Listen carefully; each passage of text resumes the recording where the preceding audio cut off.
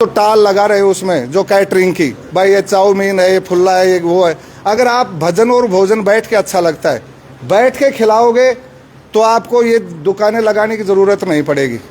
आप मान मुनहार भी करोगे, सामान भी आपका बचेगा, इतना वेस्टेज नहीं जाएगा।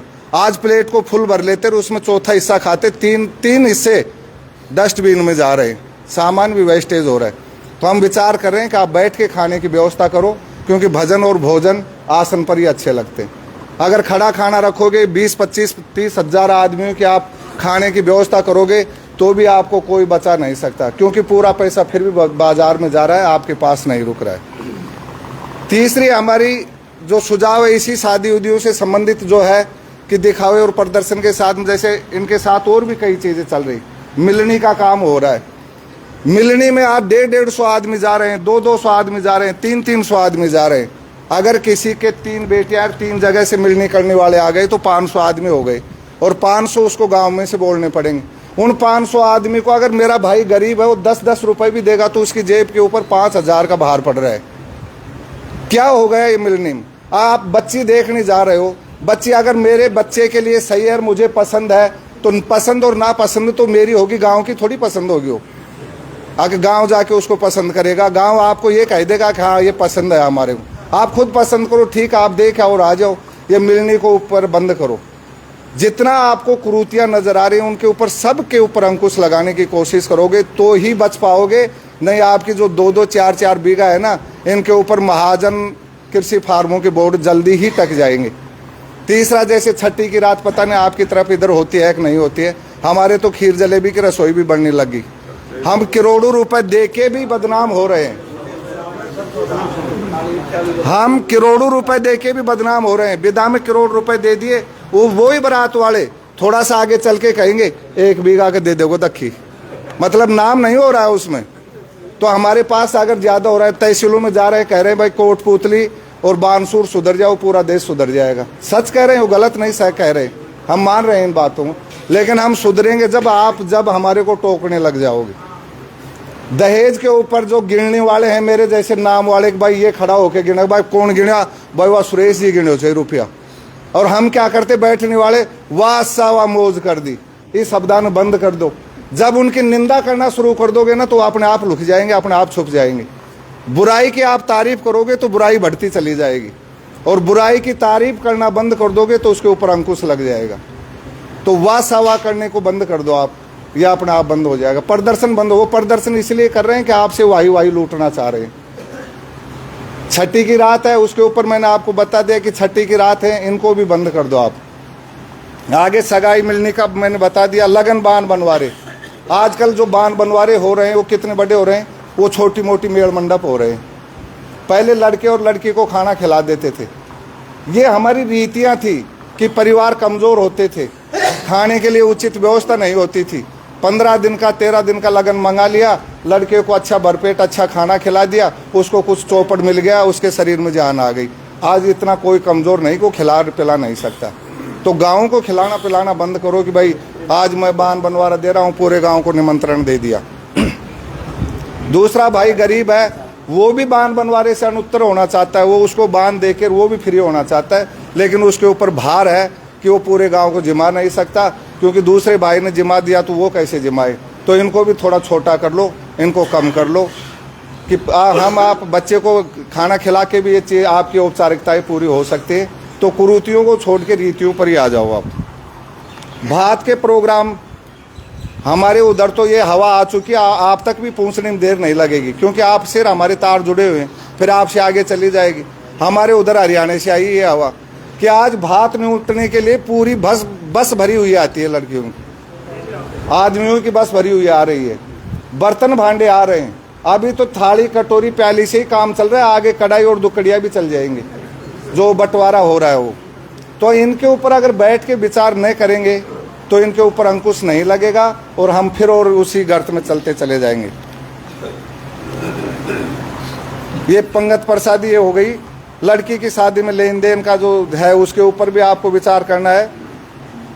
मृत्यु भोज और सवामणि, आजकल मृत्यु भोज को क्या नाम देने लगे, सवामणि का रूप देने लगे, क्योंकि जिसको खर्च करना है उसको तो करेगा, किसी भी बहाने से करेगा। लेकिन ये जो 5% लोग हैं, ये अपन 95% लोगों को बिगाड़ रहे हैं।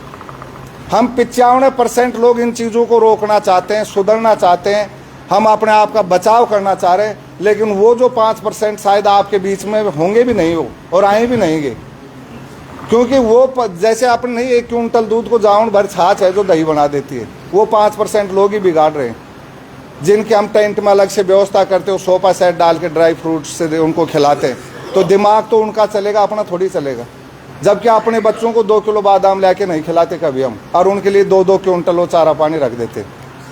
तो थोड़ा सा इसके ऊपर भी आप वो करो कि मृत्यु भोज शायद आपकी तरफ भी बंद होगा, क्योंकि हमारे तो उधर 40 साल हो गए बंद हो गए हुए, अभी चालू है आपकी तरफ। देखो, अच्छी चीज़ का असर होता है जो धीरे धीरे होता है। आप घी खा लो, 12 महीने में पता लगेगा कि भाई घी खा रखा है, और शराब पी लो, कंठ से नीचे उतरते ही पता चल जाएगा कि शराब पी रखी है। बुराई का असर जल्दी होता है, तो ये तो अच्छी चीज़ है। मैं समझता हूँ कि इतने दिन में तो असर हो जाना चाहिए, इसको बंद ही कर दो। मृत्यु भोज की कोई औचित्यता नहीं, जिसको सरकार ही गैर कानून मान रही है, फिर आप उसके क्यों पीछे पड़े हुए हो। आज आप यहाँ बैठे हो, इसके ऊपर तो आप बैठ के इस प्रांगण में बिल्कुल अंकुश लगा दो। मेरा निवेदन है, बाकी विचार आपके हैं। शादी ब्याह आदि में कोई डीजे प्रोग्राम करिए, क्योंकि डीजे से सब परेशान हो रहे हैं, उसमें शराब भी पी रहे हैं, उल्टे सुल्टे गाने भी चल रहे हैं आजकल। हाँ, गाने नाचने और शराब से ही काम नहीं चल रहा है। अभी जैसे साहब ने बताया कि गोलियां भी चल रही हैं, तो उनके ऊपर भी आप थोड़ा अंकुश लगाओगे, उसको बैन करोगे, बंद करोगे, तो समाज सुधर सकता है। इन मीटिंगों में जो समाज के नेता हैं, जिनको समाज नेता बनाता है, नेता का मतलब होता है जो नेतृत्व करे समाज का। मैं आपसे एक बात पूछना चाहता हूं कि आज आप और हम जिस काम के लग रहे हैं, जिस इस मिशन के लग रहे हैं, ये जो हम एक महासभा का आयोजन करने जा रहे हैं, अगर इसमें कोई नेता आके और आपके समक्ष ये विचार रखे कि भाई अपने समाज को इन व्यर्थ खर्चों से बचाओ, इन कुरीतियों से बचाओ, तो क्या वो गलत काम कर रहा है? लेकिन आपके सामने क्यों नहीं कोई भी नेता आकर ये बातें कह रहा, जिनको इस समाज ने सिरमौर बनाया है। चाहे आपने, मैं किसी का विरोधी नहीं, किसी का पक्षपाती नहीं हूँ। हमारे शकुंतला राव जी भी है, इंदिरा जी भी है, राम स्वरूप जी भी है। इतने नेताओं में सिर्फ एक फूलचंद जी को छोड़ के जो नीमका थाना उसमें उपस्थित हुए थे, ये क्यों मुंह छुपा रहे हैं? क्यों ये कहते हैं कि हमारे समाज का टैग लग जाएगा?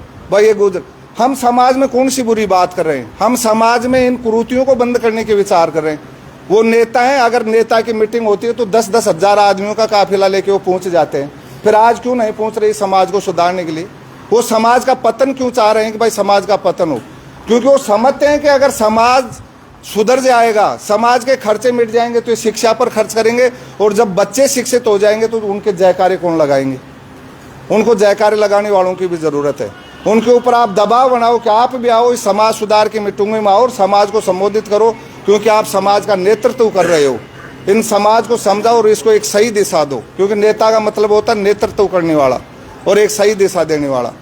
तो हम विचार करते हैं आप यहाँ बैठ के इस जाजम से उठो, उससे पहले 11 आदमियों की या 21 आदमियों की एक कमेटी बनाओ, जो जितने भी पावटा तहसील में अपने गांव हैं गुर्जर समाज के, उनसे आप कहो कि हमें समाज में ऐसा सुधार करना है।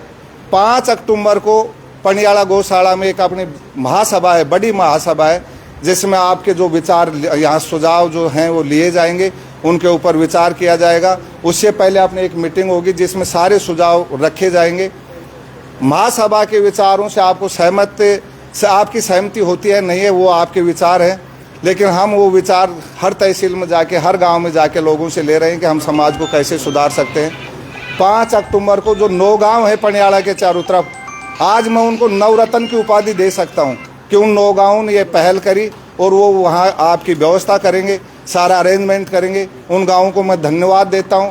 और 9 गांव वाले जो यहाँ बैठे सुधार समिति में, जो कोर कमेटी में, इनको भी मैं यही कहना चाहता हूँ कि इस मीटिंग को इतना सफल बनाना है कि आने वाला इतिहास इस चीज़ को दोहराए कि पनियाला में एक महासभा हुई थी समाज सुधार की, जो वाकई जिस दिन उसने समाज को बचा लिया। और अगर आप रुचि नहीं लोगे, न उस सभा में पहुँचे वो, तो उन गाँवों की भी है जिन्होंने दिन रात आज जो गाँव 9 गाँव मेहनत कर रहे हैं, उनके ऊपर भी ये लग जाएगा कि यार वो काम मत कर देना, ओपन यार्ड वाली मीटिंग मत कर देना। तो आपका वहाँ बोर्ड अलग से लगेगा, आपका सामियाना अलग से रहेगा। वहाँ ये देखा जाएगा कि पावटा तहसील से हमारा गुर्जर समाज कितना जागरूक है, कितने लोग आप वहाँ पहुँच रहे हो। जब आप कर्नल बैंसला साहब की एक आवाज़ पर जेड़ों को भर सकते हो, तो मैं उम्मीद करता हूँ कि आज इस समाज की एक पुकार पर उस कर्नल बाबा के उन सपनों को पूरा करने के लिए, उन 73 शहीदों को सच्ची श्रद्धांजलि देने के लिए आप ये प्रण करें, ये संकल्प लें कि हर घर से एक आदमी निश्चित महासभा में पहुंचेगा। तो आप एक बार हाथ खड़े करके, दोनों हाथ मुट्ठी बंद करके संकल्प लें और कोशिश करें कि हर घर से एक आदमी महासभा में पहुंचे। राम राम सब।